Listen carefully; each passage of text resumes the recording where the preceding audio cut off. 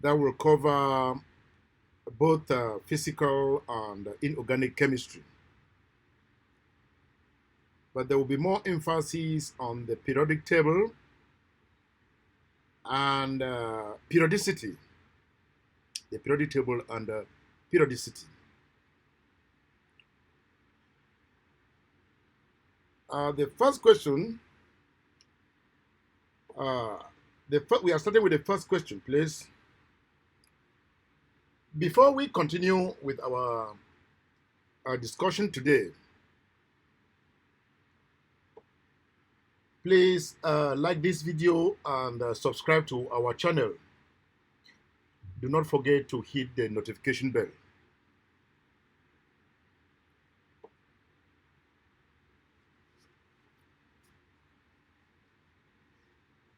Welcome back. We were starting with question number 1. Excuse me. Question number 1. Look at the elements in period 2 of the periodic table. Using your knowledge of period 3 elements, predict and explain the relative sizes of A. The atomic radii of lithium and fluorine. Lithium and fluorine. Okay. Looking at the periodic table, please, for the purpose of revision. Looking at the periodic table, you will see that in the periodic table, period 2 of the periodic table, beryllium, lithium, lithium, beryllium, boron, carbon, nitrogen, oxygen, fluorine to neon. Period 3 of the modern periodic table, we have sodium, magnesium, then aluminium, which is group 13, silicon, group 14, group 15, we have phosphorus, group 16, we have sulfur, group 17, we have chlorine, and group 18, we have argon. Back to our question. Look at the sizes. The atomic radii of lithium and fluorine. Predict and explain the relative sizes. For the purpose, again, for the purpose of revision, please, for the purpose of revision, I want you to go through this. You have this variation in the atomic radius. You have lithium. As you go down the group, you see that the atomic sizes are increasing as you go down the group.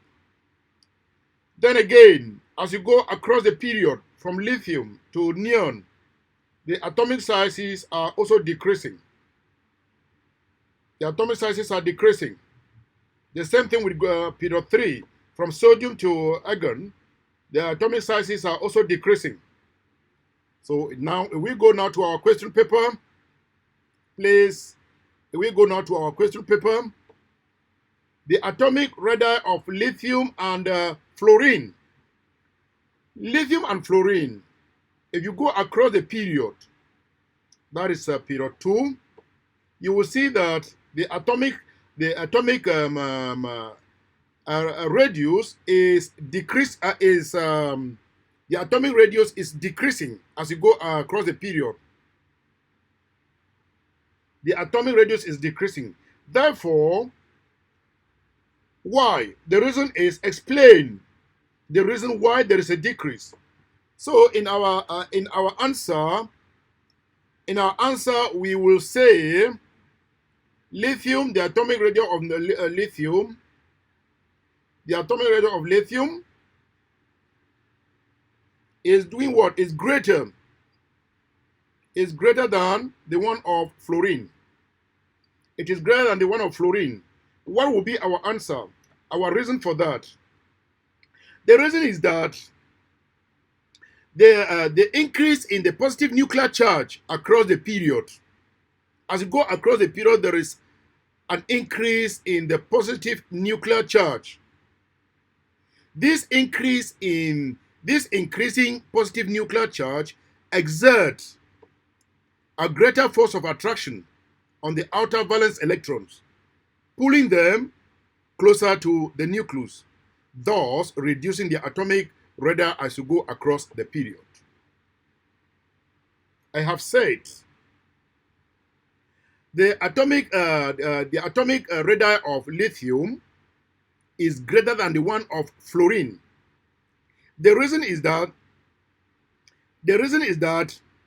as you go across the period, there is an increase in the positive nuclear charge. There is an increase in the positive nuclear charge.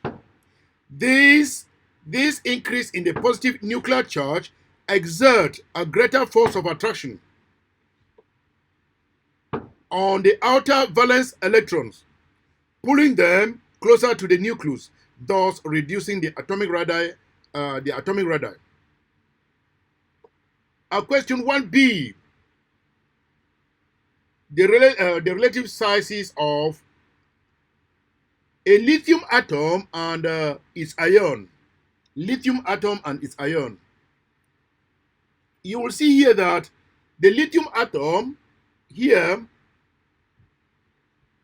the lithium atom again is greater than its ion.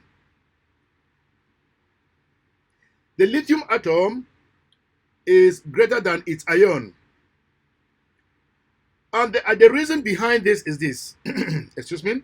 The reason behind it is that the lithium atom is larger than its ion because the cation has effectively lost its outer shell of electron. That is, since they are from the second principal quantum shell, they have lost their outer shell of electrons.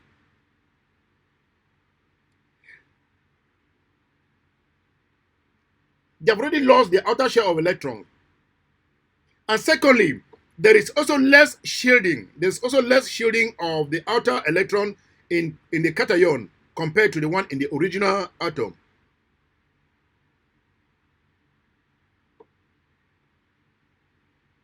Lithium now has only the first shell. It has only one S. It has only one S2.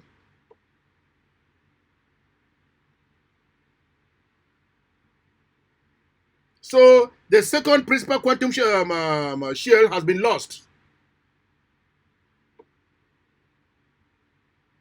So as I said, the lithium cation has lost its outer shell of electron. That is the second principal quantum shell. Then secondly, there is less shielding of the outer electrons in the cation compared to the one in the original atom.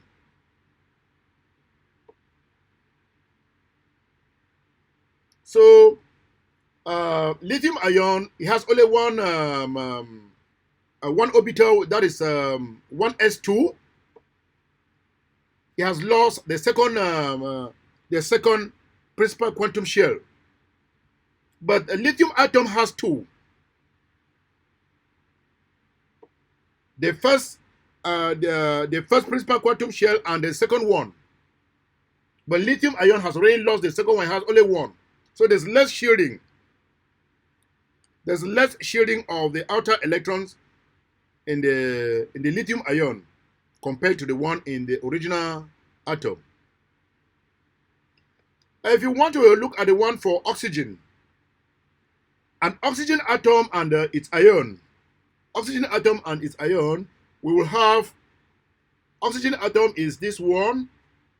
Look at oxygen. Oxygen is this.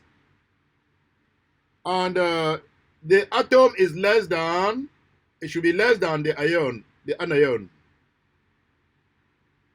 The atom should be less than the anion. Why do I say that the atom is less than the anion? The oxygen atom, the size of the oxygen atom is less than the one of the anion. It is less than the one of the anion because the anion has gained 2 extra electrons in their second principal quantum shell. They have gained 2 extra electrons into their second principal quantum shell. This is increasing the repulsion between the electrons. These 2 extra electrons that the anion has gained into their second principal quantum shell leads to what? Leads to greater repulsion. Leads to greater repulsion between its electrons. And when there is repulsion between the electrons, what happens? What will happen will be there will be an expansion. There will be an expansion of the shell. Repulsion between the electrons lead to an increase in the atomic radii. Or ionic radii, sorry. Therefore, the ionic radii of the anion is greater than the one for the oxygen atom. I said the anion has gained 2 extra electrons into their second principal quantum shell, increasing the repulsion between its electrons. Meanwhile, the positive nuclear charge remains constant. There's nothing that has to do with positive nuclear charge. It is constant. It's just that there's repulsion between these extra electrons that have been gained into the second principal quantum shell. Let's go to D, a nitride ion and a fluoride ion. Nitride ion and fluoride ion, all of them are anion. All of them are anion. You will notice that as we move across the period, of course, they are ion this time around. So there's N. Nitride is N. 3 minus. Nitride anion is supposed to be greater than fluoride ion. The nitride anion is supposed to be greater than the fluoride ion. Because we have been told, predict and explain the relative sizes. Okay, between the nitride ion and the fluoride ion. Nitride ion has a larger radius, has a larger ionic radius than the fluoride ion. The reason is that the nitride ion has gained 3 extra electrons. You have gained 3 extra electrons. But the fluoride ion has gained only 1. Therefore, there is greater repulsion between the electrons in the nitride ion than in the fluoride ion, leading to what? Leading to the greater size of the nitride ion, or making the nitride ion larger in size than the fluoride ion. Once more, the nitride has gained 3 extra electrons. And the fluoride has gained just 1. For this purpose, there is more repulsion between the electrons in the nitride ion than in the fluoride, making the nitride ion larger in size compared to the fluoride ion. Let's go to question number 2 that has to do with the ionization energy. Ionization energy. Question number 2. Question number 2 has to do with ionization energy. What is the general trend? What is the general trend in first ionization energy across period 3? Period 3, as I said the other time, period 3. Look at period 3. Period 3, we have sodium, we have magnesium, we have aluminium, we have silicon, phosphorus, sulfur, chlorine, and argon. So now what will be the trend? What will be the general trend in the first ionization energy across period 3? What is ionization energy? The first ionization energy is the energy needed or energy required to remove 1 mole of electron from 1 mole of gaseous atom, producing 1 mole of gaseous ion with a unipositive charge. Therefore, if you are doing it here from sodium right to argon, what will happen? What will be the trend? You will see that there is a general increase in the first ionization energy of elements across period 3. There is a general increase. Okay, let me just show you some for the purpose of revision. Okay, this is a pattern of ionization energy, the first ionization energy for group 2 and group 3. Period 2 and period 3. We see here, period 1 has to do with what? Period 1 has to leave from, period 2. Period 1 here, you see, from hydrogen to helium. Period 2 has to leave from what? From lithium right to what? Right to neon. Then period 3 has to do from where? It has to start from sodium and right to argon. These are the different periods. The different period, hydrogen to helium, that is period 1. Lithium to argon, that is period 2. Sodium to argon, lithium to neon, period 2. And period 3 is sodium to argon. If you look at it, I said there is a general increase. There is a general increase in the first ionization energy of elements across period 3, from sodium to argon. There is a general increase. There is a general increase, except in elements of group 13 and elements of group 16, where there is a drop. After magnesium, there's a drop. After phosphorus, there's a drop. Else, there is a consistent increase from sodium to argon, except in group 13 and group 16. Now, let's go to our question paper. Our question paper that has to do with that. We said there is a general increase in the first ionization energy of elements across period 3, except for group 13 and group 16. That is what I just said. Okay, that is the trend, a general increase. Now, we go to, it takes us to question number 3. Explain why aluminum has a lower first ionization energy than magnesium. Once more, explain why aluminum has a lower first ionization energy than magnesium. That is aluminum is in group 13. Okay, it's the same thing that is happening in question number 4. Explain why sulfur has a lower first ionization energy than phosphorus. I want to take you back there so you see what I was telling you. These are the questions. These are the questions. So please, from sodium here to argon here. Aluminum, I said group 13 and group 16.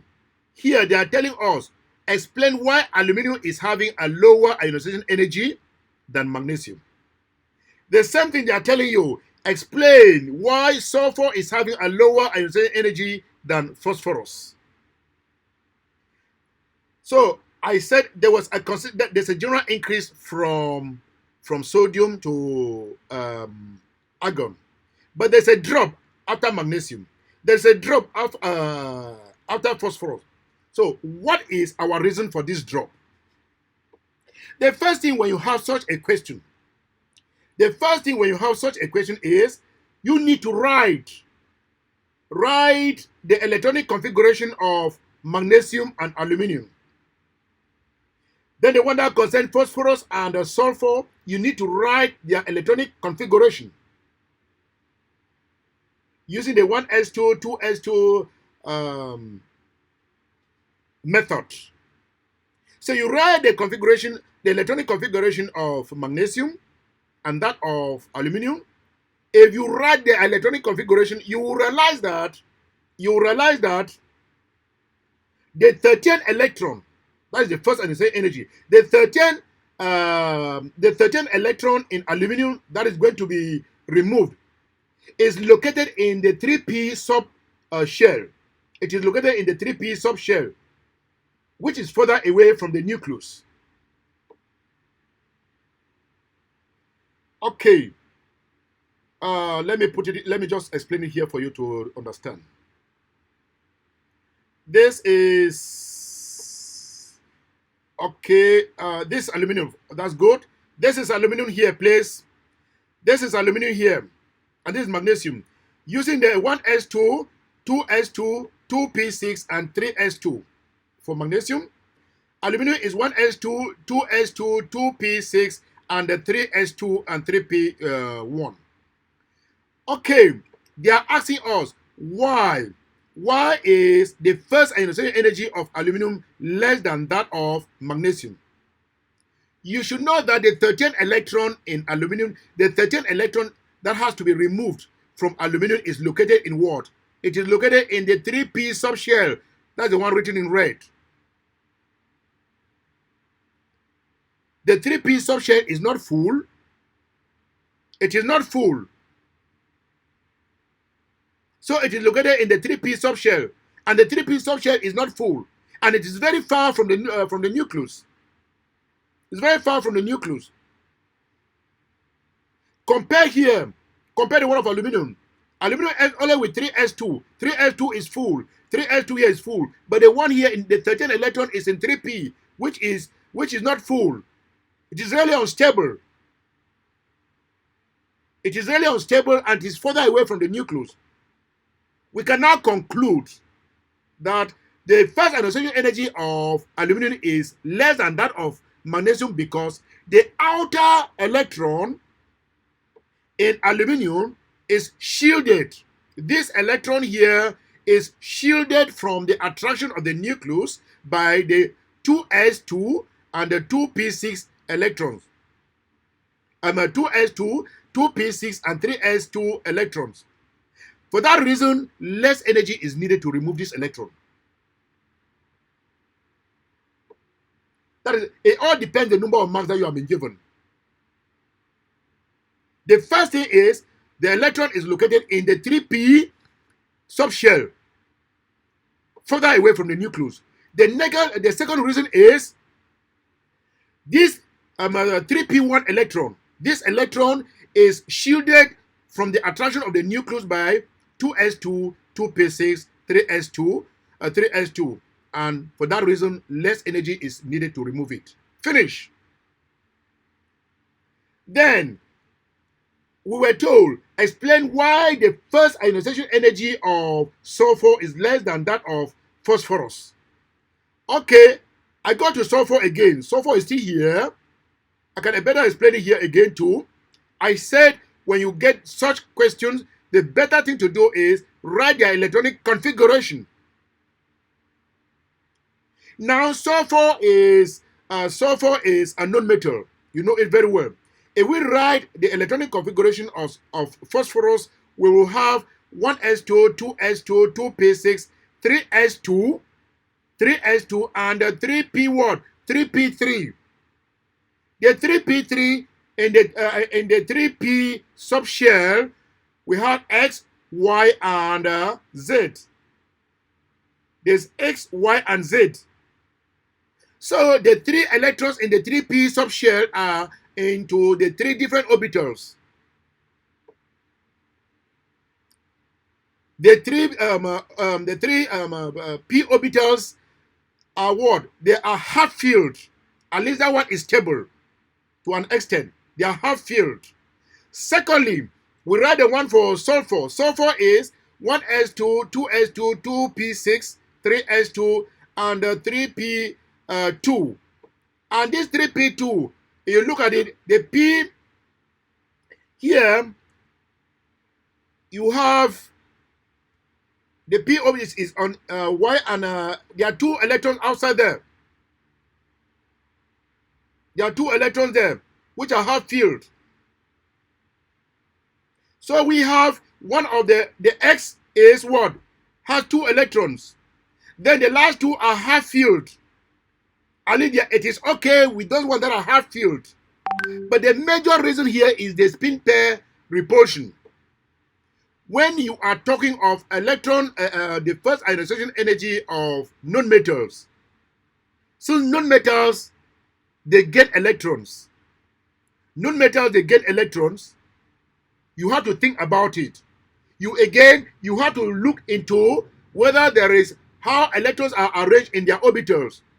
Where there is a pair of electrons, what should come next to your brain is there is a repulsion between the 2 electrons in one orbital. So that is what is happening here. The spin pair repulsion. In the 3px orbital, there are 2 electrons there, and there's repulsion between these between this pair of electrons. Because of the repulsion between the pair of electrons, once there's that repulsion between electrons go further away from each other, and therefore less energy is required to remove it. The repulsion between the electrons help them to go apart, and for that reason it is easy to take one of the electrons. So we can conclude that the first ionization energy, you an exam, this is what you have to write here.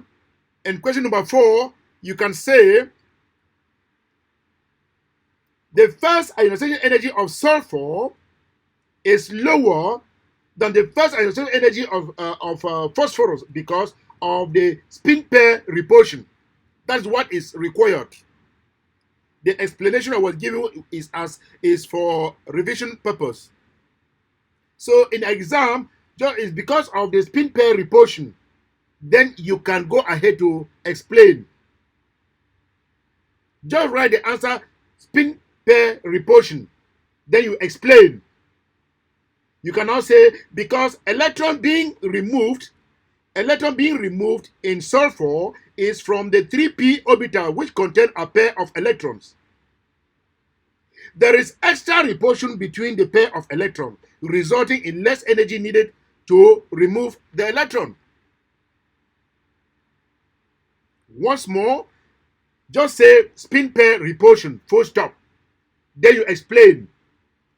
Electron being removed in sulfur is from the 3p orbital, which contain a pair of electrons. There is extra repulsion between the pair of electrons, resulting in what? Resulting in less energy needed to remove the electron. Simple. Question number 5. Question number 5 is a multiple choice question related to some of this. Question number 5 has to do with atomic radius once more again. I showed you the atomic radii across the period. Now, across the period, you now see it, that the atomic radius decreases across the period. You can go once more again for the purpose of revision. Atomic radius decreases across the period. Group 3, sodium is decreasing. The atomic radius are decreasing across the period. Okay. Now, let's go to our question paper back again.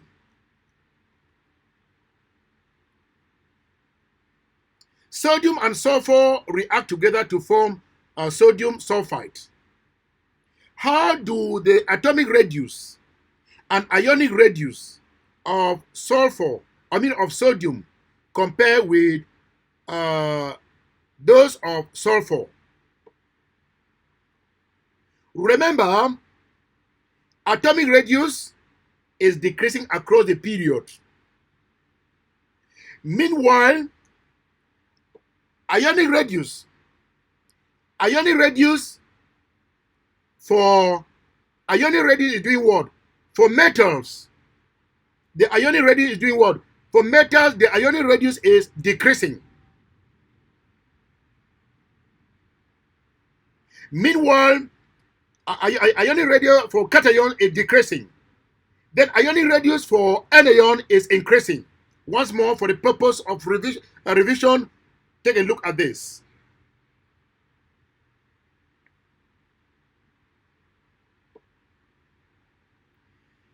This is ionic radius for sodium, magnesium, aluminium. You will see that the ionic radius for cation is decreasing. The reason is there. There is a reason. Then go to the anions. What happened is the ionic radius is also decreasing, but not significant decrease. It is also decreasing. It is decreasing for cation, and it's also decreasing for anion. So now, what do we say? Very good. We go back to our question. Okay, between sodium and sulfur, atomic radius. The atomic radius for sulfur, for sodium atom and for sulfur, which one is greater than the other one? Atomic radius is decreasing across the period. So now, sodium is supposed to be greater than sulfur. Sodium is supposed to be greater than sulfur. Yeah, sodium is greater than sulfur, yes, for atomic radius. But ionic radius, the ionic radius of sodium and sulfur, you saw that the ionic radius of sulfur, from what I showed you, the ionic radius of sulfur is greater than the ionic radius of sodium. Can you still remember? Take a look again. Let us take a look again. Take a look again. Ionic radius for sulfur is greater than that for the sodium ion. Say this one is greater than this one. So now you see now that the ionic radius for sulfur is greater than that for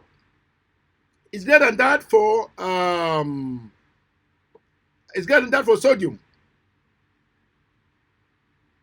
So what would be our answer? Sodium is less than sulfur, correct, for ionic radius. Atomic radius, sodium is greater than sulfur. So our right answer is B. Question number 6. Let's go to, it has to do with some property here. There are some property here which we don't know. They will give us. Question number 6. Which diagram shows the variation of metallic radius? Which diagram shows the variation of metallic radius of group 1? Metallic radius of group 1 element: lithium, sodium, potassium, and rubidium. So with increasing proton number, as you go across the period, what happens? The atomic radius is decreasing. As you go down the group, because of the increase in the number of electrons, more electrons are added on different shells. Because of as you go down the group, there's increase in the number of shells. So when there is increase in the number of shells, what happens? What do you observe when it comes to the metallic radius for metals? Will it be, as you go down, will the atomic radius for metal in group 1 decrease or increase? Definitely, it will increase. Definitely, it will increase because as we go down the group, the number of shells are increasing. As we go down group 1, number of shells are increasing, leading to an increase in the metallic radius of group 1. So it is not B, it is not C, it is not D, but it is A. The number of shells increase with increase in number of protons. So it is A. Let's go to question number 7. It's still a multiple choice question. Question number 7. It has to do with successive ionization energy. The table gives successive ionization energies for an element X. The element we don't know. We have successive ionization energy. That is the first ionization energy, the second, the third, the fourth, the fifth, and the sixth. Okay. The ionization energies are here given from 950 to 1,800 kilojoule per mole, 2,700 kilojoule per mole, 4,800 kilojoule per mole, 6,000 kilojoule per mole, and 12,300 kilojoule per mole. Okay. There are some certain things you have to take into consideration when it has to do with successive ionization energy. Look at the trend of the ionization energy after the first electron. Look the change in the ionization energy. Is it significant? Is it negligible? If it is significant, how? From there, you will know whether the electrons removed are within the same principal quantum energy shell. If there is a consistent, if the difference in the ionization energy is just is consistent, not too much difference is between the first, second, third, fourth, in that order. If there's not too much difference in the first, second, third, and other ionization energy, what should come to your brain is that electrons are removed from the same energy, from the same principal quantum shell.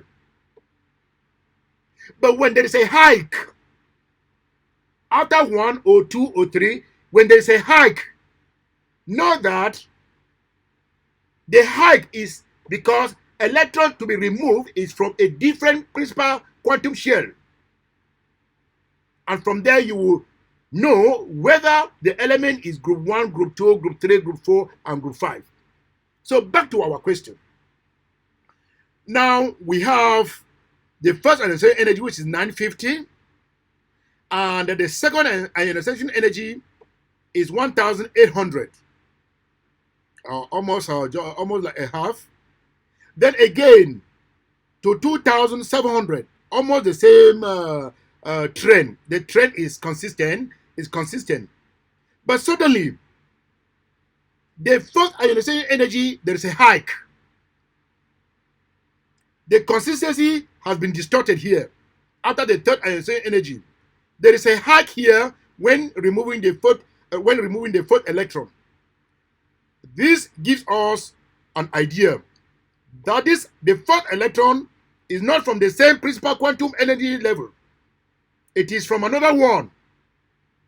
Therefore, the first 3 electrons were from the same one. But the first one is coming from a different one because of the hike in it.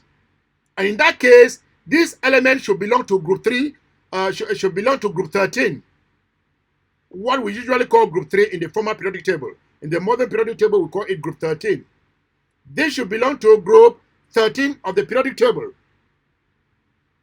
So it should belong to group 13 of the periodic table because The last 3 electrons have been removed, and it was consistent. The difference in the ionization energy was consistent, but the hike only came after going into the first ionization energy, after removing the first electron, the first electron, because it was from a different energy level. In that case, we can conclude that this element belongs to group 13 of the periodic table.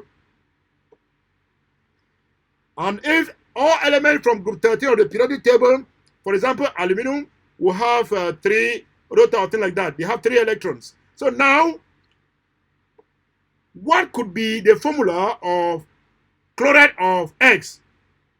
Good. A chloride of X. If we say to determine the formula of an element, this is X, and this is the chloride. Okay, it's a metal.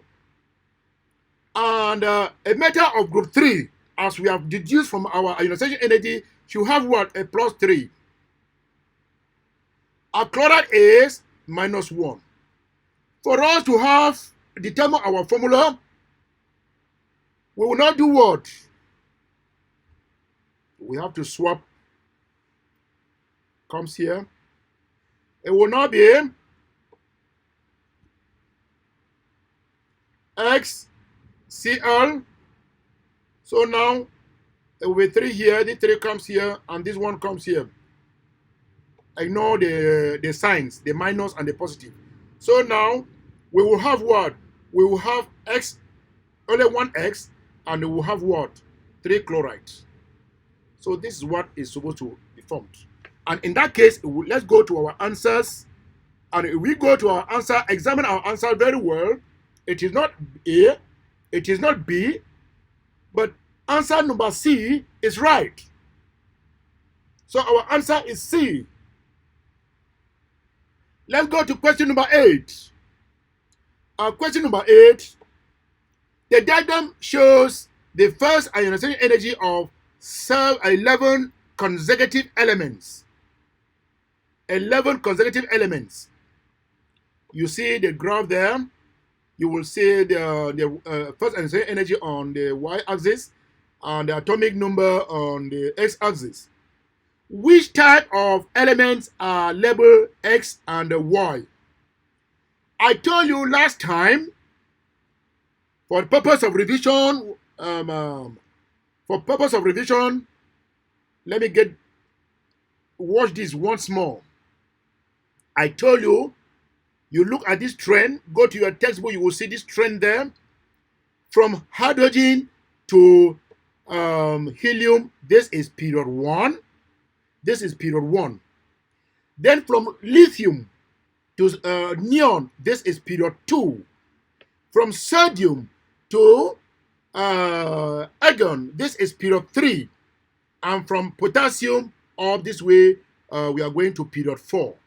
In that case, if you look logically below, the elements always listed below will have lithium, we will have sodium, we will have potassium. All of them are group 1 elements. Group 1 metals, sorry. All of them are group 1 metals. Okay? So if we now go back to our curve, there, you will see that they say which type of element are labeled X and Y. From here to here, that is period 1. That is period 1. From here, you see that there was another period and there was another period.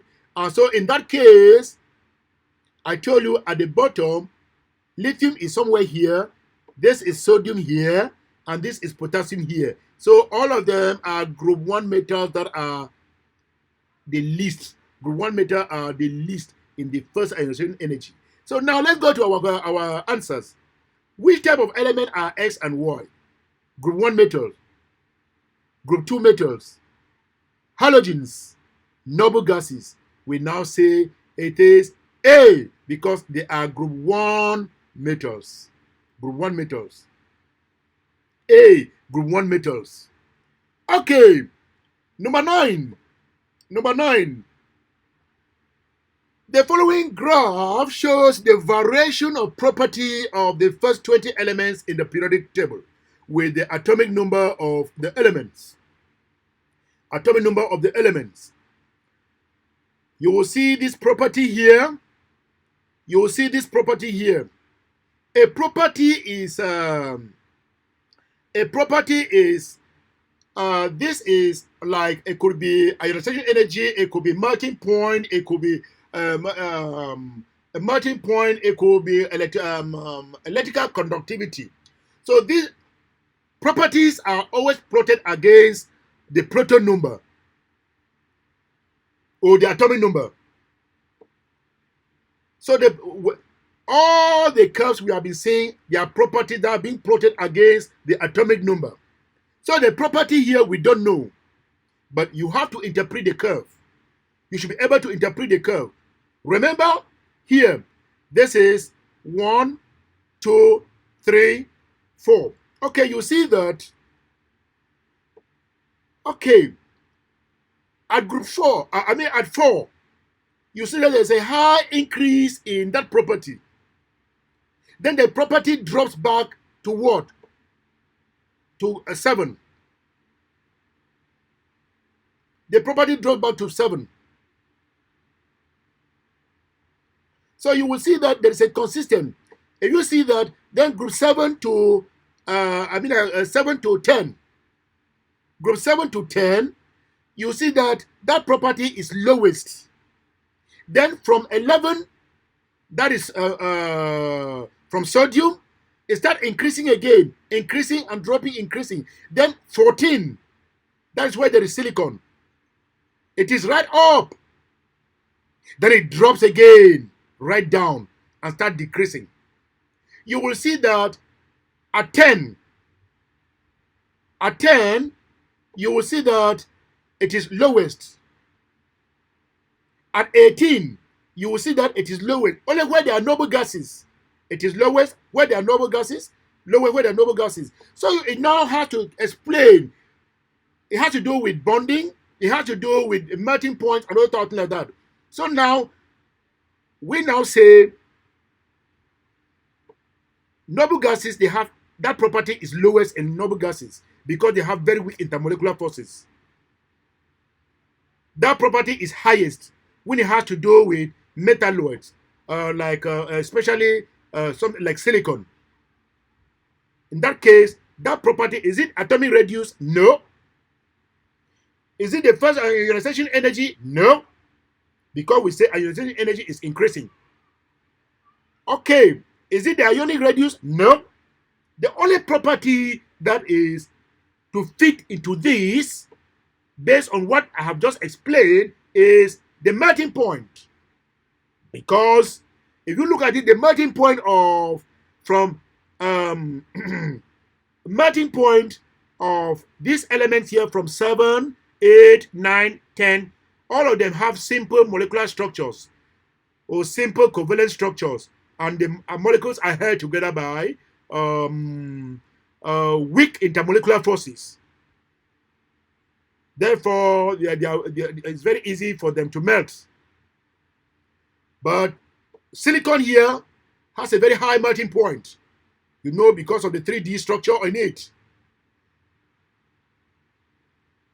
So you here, even here, you can see in diamond, you can see it there. So metals, you see them increasing in metals because of the metallic giant structure in them. So now the property here is not atomic radius, not ionic radius or first ionization energy. It is melting. Let's go to question number 10. Question number 10 again. Elements in period 3 of the periodic table show variation in their behavior across the period.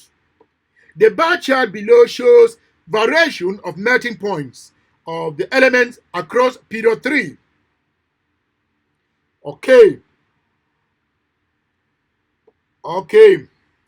In each of the following parts of this question, you should clearly identify the interaction involved, and where appropriate, explain their relative magnitudes. Okay. interaction and the magnitude. Okay,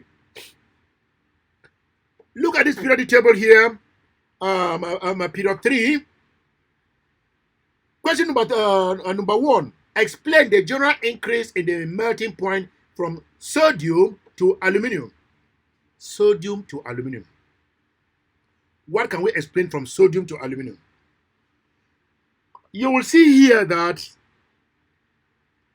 the melting point increased from sodium. The melting point increased from sodium to aluminium. From here, the melting point is increasing. Yeah. Increase here. From here, it goes up again. Then again, it comes here. Then go up again. That is the trend there. Explain the general increase in the melting point, interaction, and where appropriate relative trend. So if you were in the exam, I would advise you to say the melting point. For the purpose of explanation, let me explain to you and how you can present the answer. The melting point increased from sodium to aluminium due to what? Due to the number of due to increasing number of delocalized electrons in their valence shell. Sodium has just one, magnesium 2, and aluminum we have 3 of them. So as you move from sodium to aluminum, there is an increase in the number of delocalized electrons in their valence shell, which contribute to bonding. It should be noted that each aluminum atom donates 3 electrons. Each of the aluminum atom will donate 3 electrons to form what? To form aluminum ion. While sodium atom will donate only 1 electron to form a sodium ion. Because of this, metallic bonding in aluminum is stronger. Metallic bonding in aluminum is stronger because there are 3 delocalized electrons in aluminum. There are 3 delocalized electrons in aluminum, and there's only 1 electron in the valence shell of sodium. So metallic bonding in aluminum is stronger due to what? Due to the electrostatic force of attraction between its 3 plus ion and the delocalized sea of electron that is in the giant structure. For that reason, more energy is needed to overcome the giant structure. What's more, I said because of increasing number of delocalized electrons from a delocalized electron in the outer shell from sodium to aluminum. That is point number 1. Increasing number of delocalized electrons in their valence shell from sodium to aluminum. Sodium has 1, aluminum has 3. 2. This makes aluminum, the metallic giant structure in aluminum stronger. It makes the metallic giant structure in aluminum stronger than the one in sodium.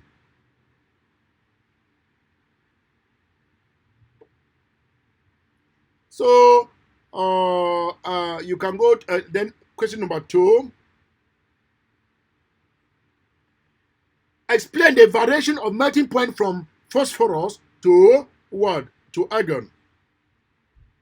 Of course, we already mentioned here increasing the localized number of electrons from sodium to aluminum. And I said the metallic bonding in aluminum is stronger due to electrostatic force of attraction. Because the electrostatic force of attraction in aluminum is stronger than the one in this one, because there are 3 delocalized electrons here. 3 delocalized electrons here. The aluminum ion is attracted to 3 aluminum ions are attracted to what? Attracted to the delocalized electron. Only 1 sodium is attracted. Here, the melting point does what? The variation from phosphorus to argon. You will see that from phosphorus, what happened? Phosphorus and sulfur. Phosphorus, sulfur are solids. Chlorine and argon are gases. Phosphorus and sulfur are solids. Chlorine and argon are gases. So we can now say, then again, I want to use the bonding in phosphorus and sulfur to explain why the melting point is like that. Sulfur and phosphorus, they are all solids. Chlorine and argon are all gases. Sulfur and phosphorus and sulfur, they contain what we call simple molecular structure. These are simple molecular structures or simple covalent structures. They contain simple molecular structure or simple covalent structures. And the molecules there are held by weak intermolecular forces. Yeah, the molecules there are held by weak intermolecular forces. Unlike argon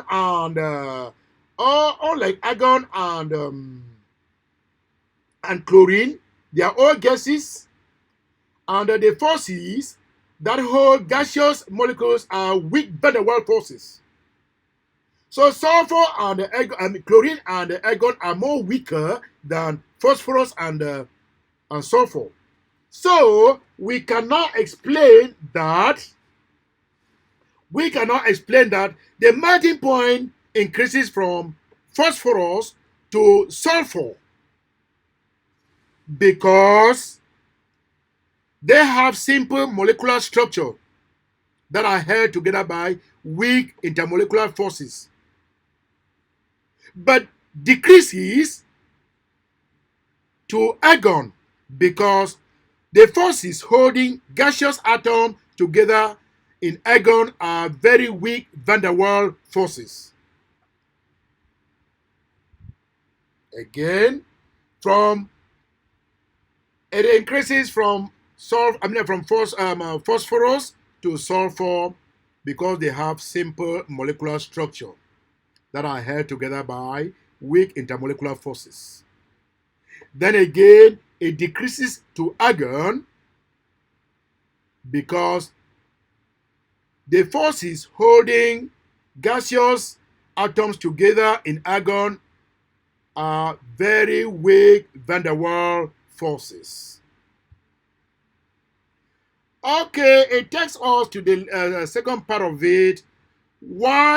Explain why silicon has a much higher melting point than any of the other in the period. I explained this earlier. Silicon has the highest melting point in the period.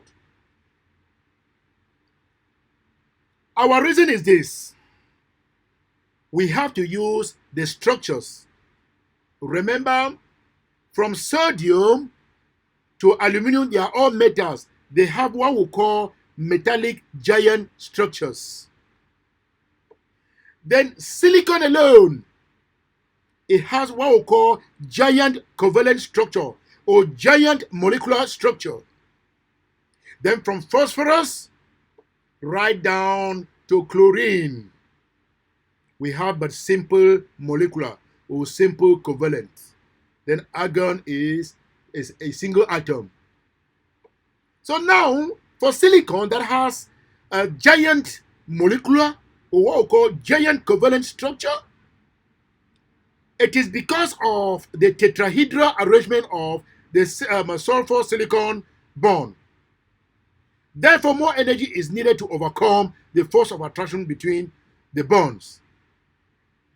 Again, silicon has the highest melting point across the period or in the period because silicon has because of its giant molecular structure. or because of a giant covalent structure due to the tetrahedral arrangement of the sulfur silicon bond, and more energy is needed to overcome it. It takes us to question number 10. Question number 10. The graph below shows the variation of the first ionization energy across period 3. Explain why the first ionization energy of argon is greater than that of chlorine. Okay, if we want to write for argon, we will see that argon has this ionization energy electronic configuration of 1s2, 2s2, 2p6, 2p6, 3s2, 3s2, and 3p6. In that case, electrons in argon are in this order. So the 3 is 3p, there's X, Y, and the Z. So argon has all the full electrons. All the electrons are full in the orbitals. Meanwhile in chlorine, there is argon and there is chlorine. In chlorine, we will have the same thing. It will be 1s2, 2s2, 2p6, 3s2, 3s2, and 3p5 for chlorine. And in the p orbitals, this is what is there. In the 3p suborbital, it is 3p. We have x, y, and z. So here it is full. Here it is full. Here it is partial. For chlorine, we can now say, from here we can conclude. We can conclude in our question here, explain why first ionization energy of argon is greater than that of chlorine. We will say here that because argon has full 3p subshell, and it is highly stable. Therefore, more energy is needed to remove one electron from it, compared to chlorine that has half-filled 3p subshell. Finish. Argon has a full 3p subshell, and it is stable, and more energy is needed to remove an electron from it than in chlorine that has a half-filled 3p orbitals. We go to question number 2. Explain why the first ionization energy of aluminum is less than that of magnesium. Aluminum is less than. Explain why the first ionization energy of aluminum is less than that of magnesium. Again, we have to go aluminum is less than magnesium. I go back to the explanation. I said we did this in the first question. You see that aluminum has a full s orbital. Aluminum has instead of 3s, it has extended to 3p1. So we now say the 13th electron, I explained the other time, the 13th electron in aluminum is located in the 3p subshell, which is further away from the nucleus. Therefore, the outer 3p electron in aluminum is shielded from the attraction of the 2s, 2p, and 3s electron, and less energy is needed to remove it. Once more, the first ionization energy of aluminum is less than that of magnesium because the 13th electron in aluminum is located in the 3p subshell, which is further away from the nucleus. It is further away from the nucleus. And the outer electron in aluminum is shielded from the attraction of the nucleus by the 2s, 2p, and the 3s, 2 electrons. For that reason, less energy is required to remove electron from aluminum. from aluminum than in the case of magnesium. Let's go again. Question 3. Explain why the first ionization energy of sulfur is less than that of phosphorus. I think we did explain this in the first question, but it is better. Let me go there again for you to better understand. Phosphorus. I go here again. I said, when you have such a question, write the electronic configuration of the two and use it to explain it. Phosphorus and the sulfur, they are all non-metals. So we will use our spin pair repulsion to answer this question. Spin pair repulsion. We now say, remember, we now say, because electron that is removed in sulfur, electron removed from sulfur is from the 3p orbital. Electron removed from sulfur is from the 3p orbital, which contain a pair of electrons. Electron removed from sulfur is from the 3p orbital, which contain a pair of electrons. There is extra repulsion between the pair of electrons, resulting in less energy needed to remove the electron. The answer is because of the spin pair repulsion. Spin pair repulsion. That is 1 mark.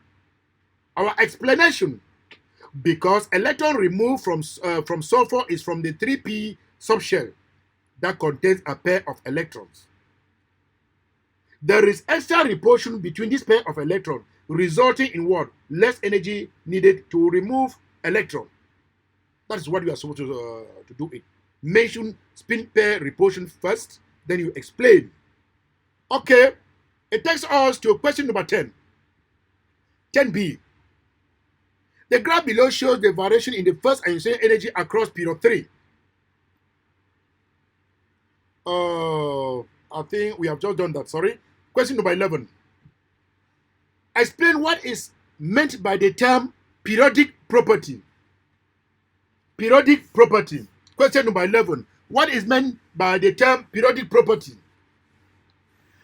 Periodic property, as you see, I said when a property is plotted against the atomic number, when a property is plotted against atomic number, there is a repeated pattern.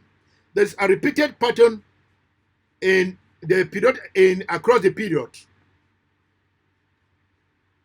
If a particular property is plotted against the atomic number of the element, you will see that there is a repeated pattern across the period. So in that case, we can now say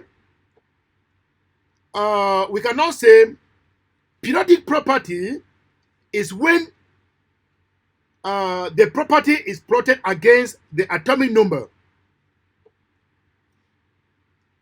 Periodic property is when the property is plotted against the atomic number, and it shows a pattern that is repeated in other periods.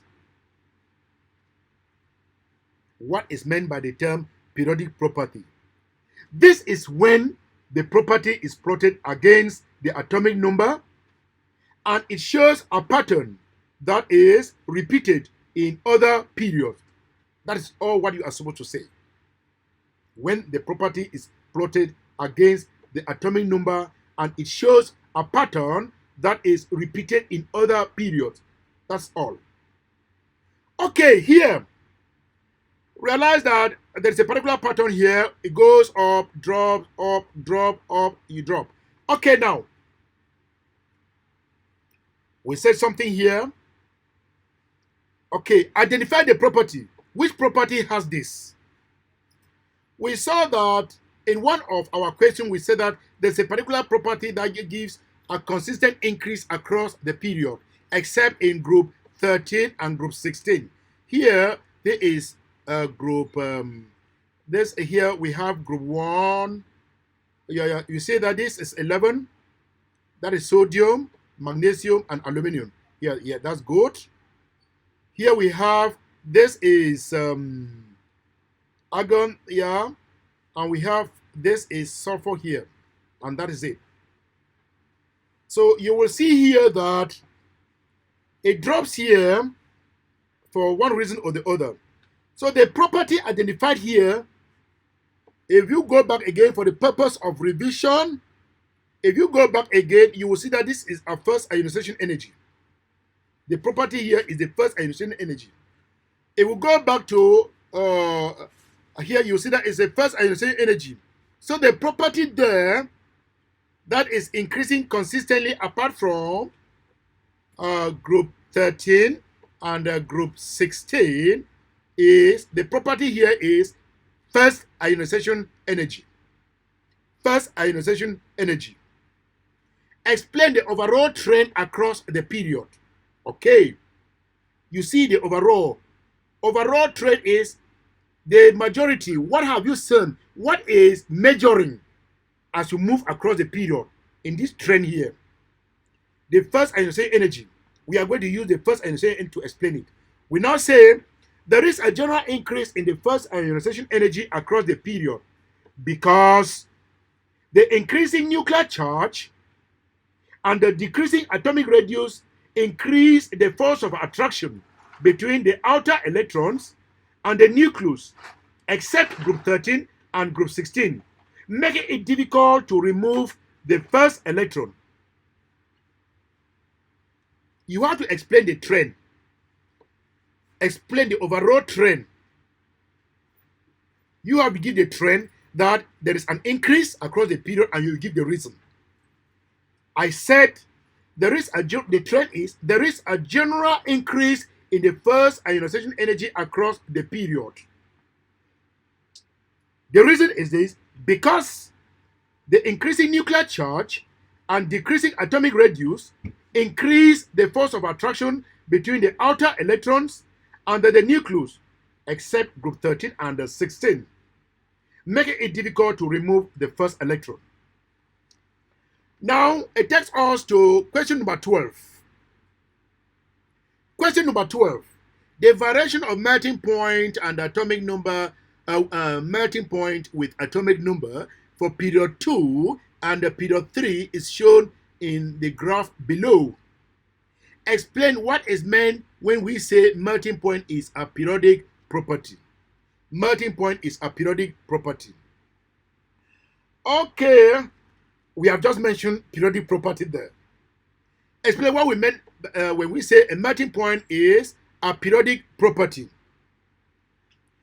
We will say this is when the melting point is plotted against the atomic number, and it shows a repeating pattern across each period. That is what you are supposed to write in the explanation. Explain what we mean when we say melting point is a periodic property.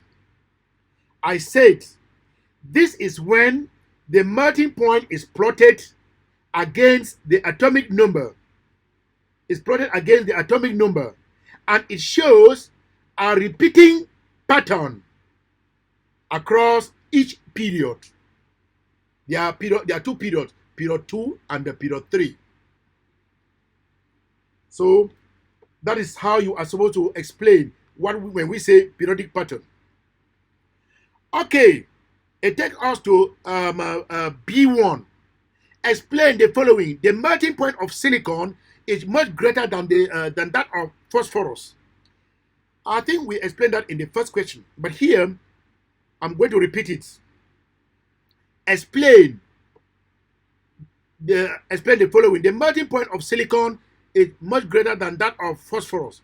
Silicon, about the structure, silicon has giant molecular structure or giant covalent structure, but phosphorus has what we call simple covalent structure or what we call simple molecular structure. So we can use that to explain it. So The melting point of silicon is greater than that of phosphorus because silicon has giant molecular, or what we call giant covalent structure, and all the bonds are covalent bonds and require high energy to overcome it. Whereas phosphorus is a simple molecular structure. You can say simple molecular or simple covalent structure. And the molecules in phosphorus are held together by weak intermolecular forces, or what we call weak van der Waals forces, that require less energy to overcome them. Is that okay? Once more, because silicon has giant molecular or giant covalent structure, and all the bonds in silicon are covalent bonds and require high energy to overcome them. Whereas phosphorus is a simple molecular structure or simple covalent structure, and the molecules in phosphorus are held together by weak intermolecular forces, or what we call weak van der Waals forces, that require less energy to overcome it. Simple. Number 2, the melting point of aluminium is greater than that of sodium. The melting point of aluminium is greater than that of sodium. How can you explain that the melting point of aluminium is greater than that of sodium? I explained this when we were doing in the first question. The structure and bonding in sodium and aluminium are giant metallic. Remember that aluminium and sodium, the structure there is giant metallic. The charge on the metal ion in aluminium is greater than that in sodium. So each aluminium atom donates 3 electrons into the sea of the localized electron, forming aluminium ion, aluminium 3+. Whereas sodium atom donates only 1 electron, forming sodium plus. Therefore, we can conclude that there is more attraction between aluminium 3+ and the delocalized electrons, and more energy is needed to separate the ions in the aluminium ions and the delocalized electrons. Once more, the structure and bonding in sodium and aluminium is giant metallic. Full stop. The charge on the aluminium ion is greater than that in sodium. Full stop. Each aluminium atom donates 3 electrons into the sea of the localized electrons, forming aluminium 3+. Whereas sodium donates only 1 electron, forming sodium plus. Therefore, there is more attraction between aluminium 3+ and the delocalized electrons.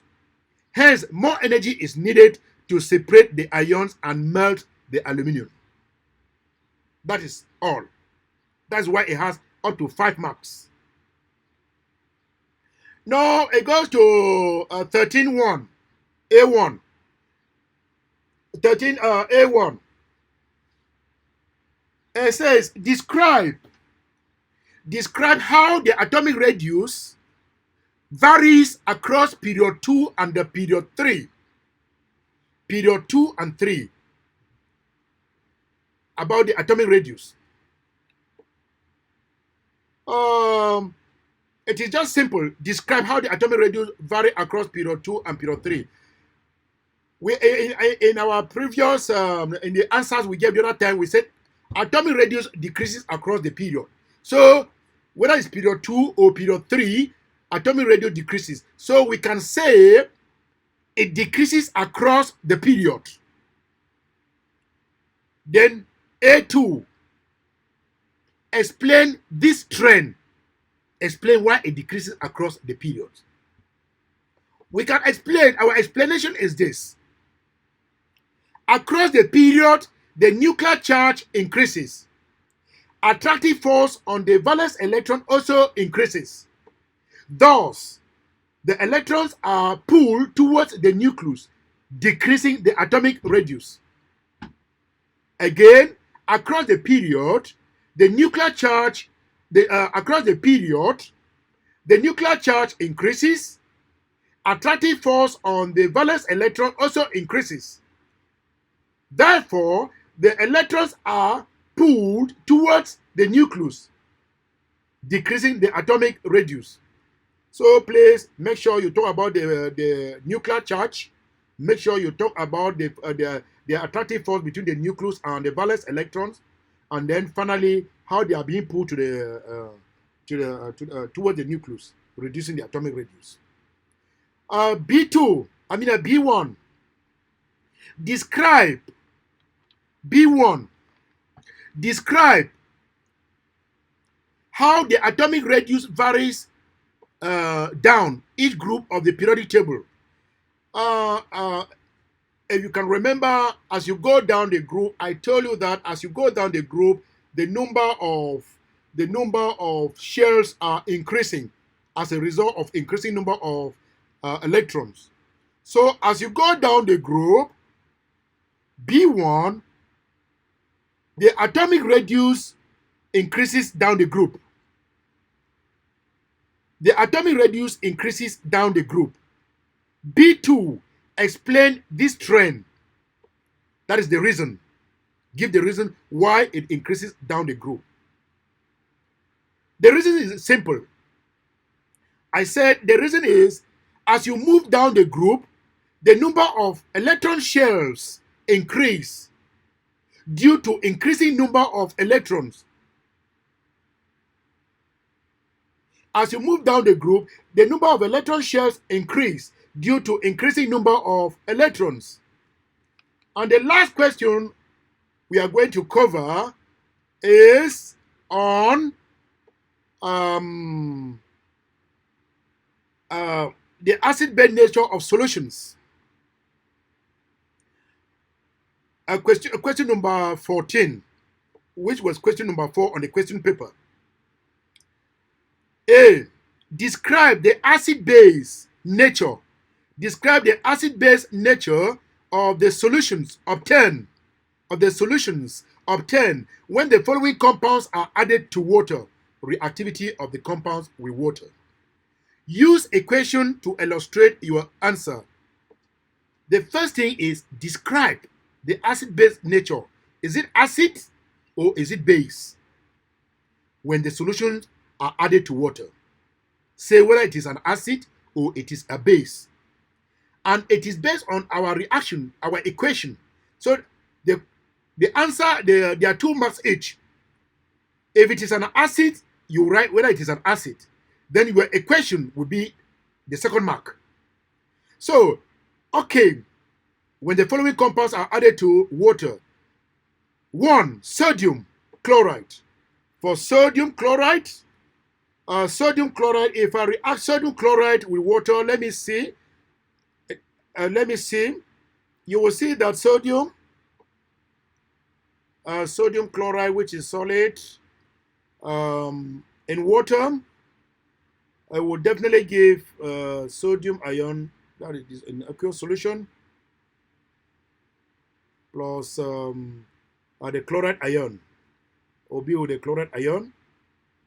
Here, the condition will definitely be describe the acid base. The nature here will be, then it will be a neutral. All these have neutralized this one. So it is a neutral. Then here, the condition in the reaction vessel will be a neutral condition.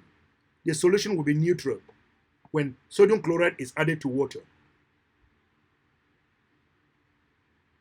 When sodium chloride dissolves in water, it will be neutral.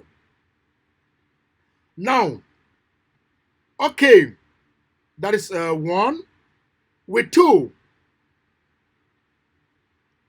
sulfur trioxide in water. Sulfur trioxide, when we're using contact process in the production of sulfuric acid, you will see that this is one of the procedures there in water. we will have it resulted when we resulted in acids. Go back to contact process. You will see it there. Here. So what will be the nature of this? The nature of this will be already is an acid that is being produced. So it is acidic. The condition in the reaction vessel will be acidic. Describe the acid-base nature of the solution. So the condition, the solution in the reaction vessel will be acidic. Unlike this one, which is the solution is neutral. It's a neutral solution. Then 3.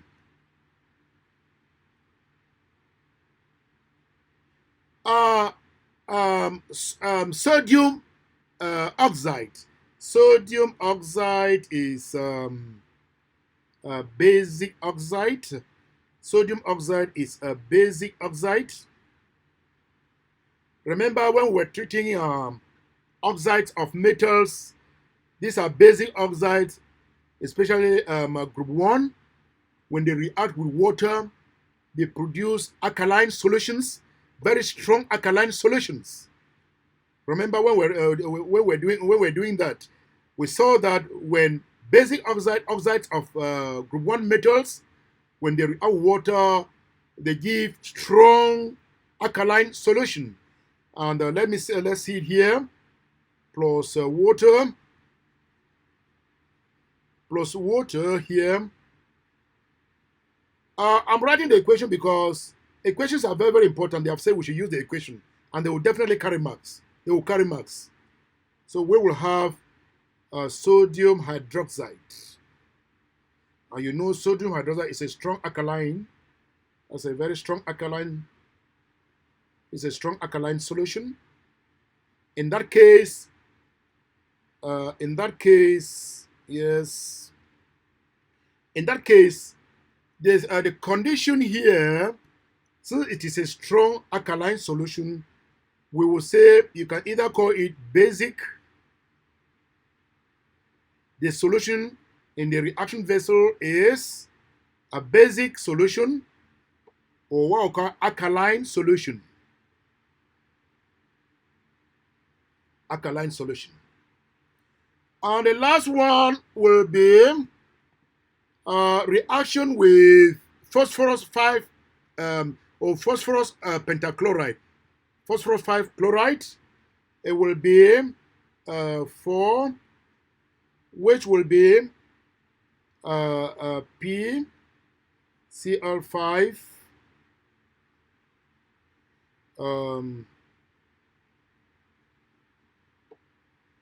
yes, that will give us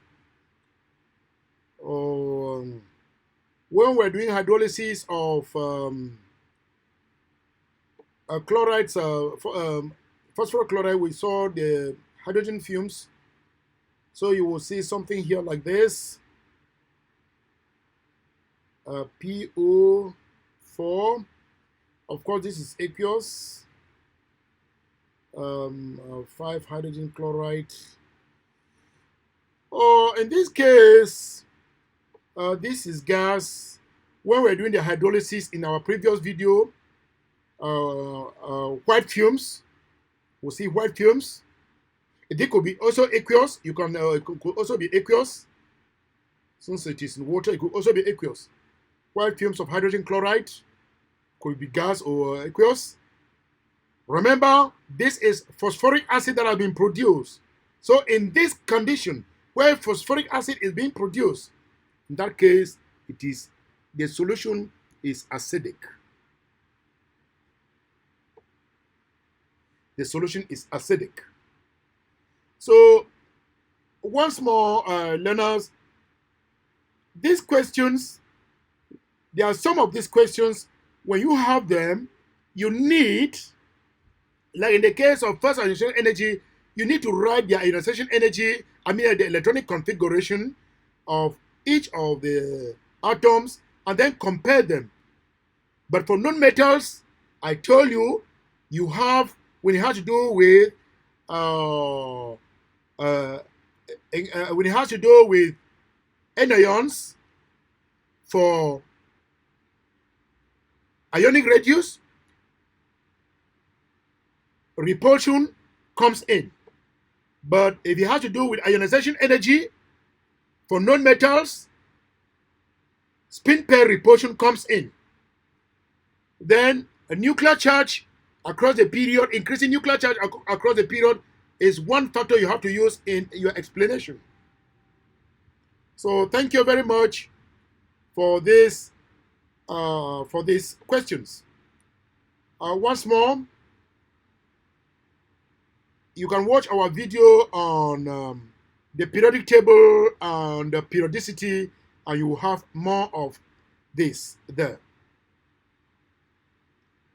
Fellow learners, if you haven't subscribed to our channel, please subscribe and hit the notification bell.